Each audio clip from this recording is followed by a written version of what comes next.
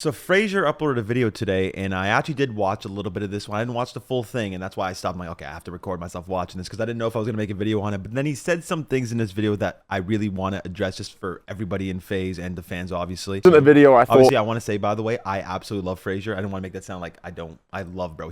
I've known him actually the longest that anybody in FaZe known since I was 14. We're in Rise together. He has been nothing but a genuine great friend.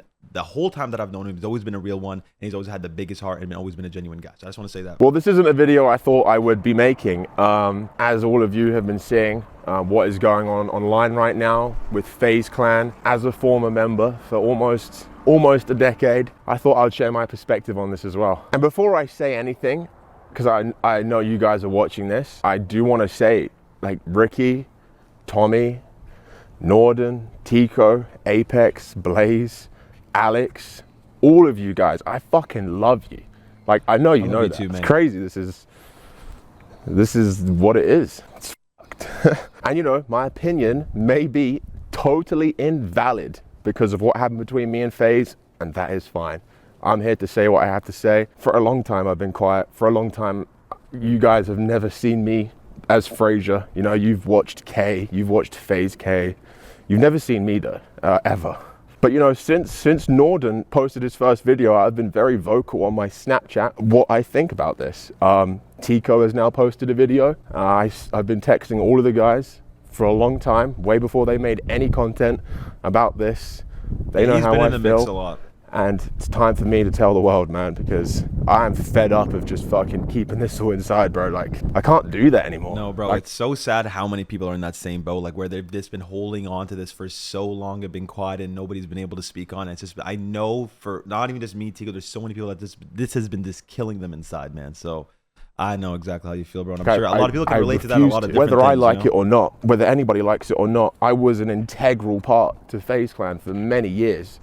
Many years, creating the content, strategizing members who should join, members who shouldn't join, things like everything FaZe. This shit is tattooed on my body. I've got like 3 FaZe tattoos on my body, man. And that don't mean shit. I've got a tattoo of a dick as well. Like, what does that mean? So obviously I've seen Norden's video, I've seen Tico's video, I've seen Blaze's video. There's a lot. Where the hell do you have that tattoo? How do I not know about that, bro? I did not know you had a dick on you. What the hell? A lot of things in there I agree with. There is really nothing in there that I disagree with. Some things I want to comment on that I can expand on, but everything these guys are saying is right, man. You know, it's really sad to see what's happened over the last few years. The corporation side of FaZe is what has grown. It's like a huge monster inside of the brand that is just hungry, nasty, disgusting. Like, I don't even know what words to put into like the corporation side of it. It's soulless, and that reflects in what we see now. Businessmen, man. Soulless. So back when I was in FaZe, I actually tried to, you know, form what I didn't realize was actually a talent union. I was trying to get all the guys together to come and realize that, like, what is going on? What are we doing? What are we doing right now? I wanted all of the talent to be treated fairly, equally, to have what they deserved. Even back then, I was never claiming I was one of the OG New York house lot like Tico and Norden and that. I understand the role they played, and I understand the role I played too. Like, it was so bad to the point that when I moved to Vegas before Jarvis's fight, Tico didn't even want to make videos for FaZe Clan, even though I was the one making them. It's nothing about me. It was nothing to do with me. It was because he wasn't being treated fairly, bro. And it showed me how weak they are, and how right what Norden now is trying to do is. He is right. Norden is absolutely right. FaZe should have come together as a group of talent and tried to take the company back. You know, in hindsight, now it's too late. Maybe it's not. I hope it's not. But you know, obviously it would have been way better to happen years ago. But when I kicked up a fuss and said, hey guys, corporation, we aren't going to do this unless you make this equal and fair, they got on a flight the next day and came to us. It showed me how weak and scared they were. They got on calls with, I'm not going to drop their names, but 2 of the biggest FaZe members back then to try and sign them to deals that would take them away from what I was trying to build, which was fairness, equality, fucking what you deserved, bro. What all of us deserved. Maybe I don't now, and I accept that. I don't give a fuck. I just need to tell the world what I feel, man. This is what I care about. Saying this shit, bro. This is crazy, brother.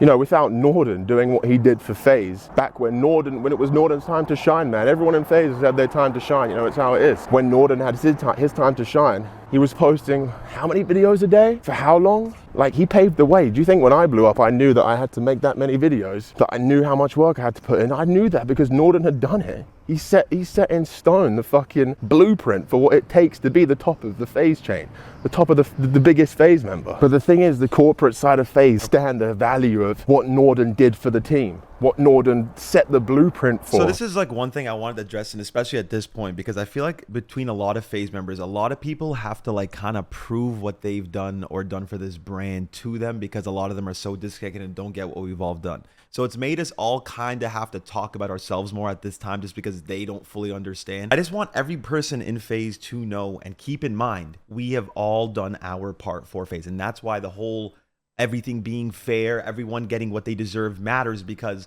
I don't think what I did matters a million times more than what he did. You know what I mean? Obviously, everybody had their time, and when it mattered might have been slightly more important, because like that was the birth of FaZe versus like this keeping up something that was already big. I can hear and understand that, but at the same time, I respect and love everything every single person has done. And I feel like because we never got the validation, I guess, from the corporate side who actually like gave people what they got, we maybe felt snubbed of what we did, and we feel like they didn't give you enough because of what you did, and they never understood it, and they only look at it from what you do forward, and you feel like what you did before wasn't compensated or paid attention to or acknowledged, and that might have made so many people feel sour coming up because they feel like what they did wasn't recognized. But between us, obviously that was all recognized, and I wish that us just praising each other and respecting each other could have been enough. But of course, when it comes to business and when it comes to people getting like money and shares and whatnot, you'll feel a completely different way. So I feel like it's been everybody trying to like prove what they've done for FaZe, and then it just creates this friction between members who feel like they both got something to prove, and it's just been messy because of that too, you know. And I don't want anybody to feel like what they did matter. Every person part of FaZe history mattered to what they did, and people should have been treated as such. But obviously what happened, and you know, what I did. But as long as we know that going forward. They think that if they collab with Champion again, or go say, hey, look, we got Disney, or, you know, we got Snoop Dogg in the house, man, that it's just gonna fill the hole. No, bro. And all the people that are like us, like Norden, like Tico, were pushed away from their greed. Like, the talent were completely neglected in FaZe the entire time. I'm really only touching on the surface in this video, really touching on the very top of the surface, because this would go on for years, man. This video would be like 2 hours long. Maybe I'll just fucking do it one day, honestly. Like, I've always had a very difficult relationship with the CEO of FaZe. The CEOs, there's been multiple, but all of them.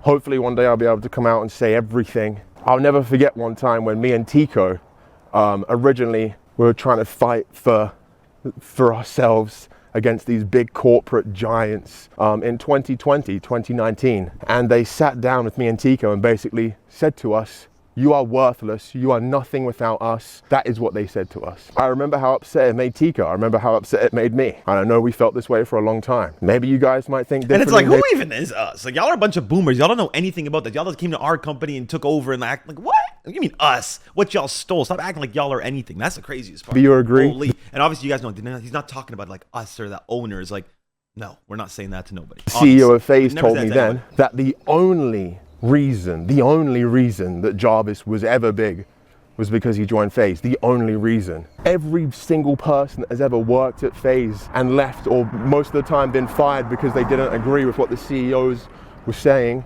thinks the same thing we are.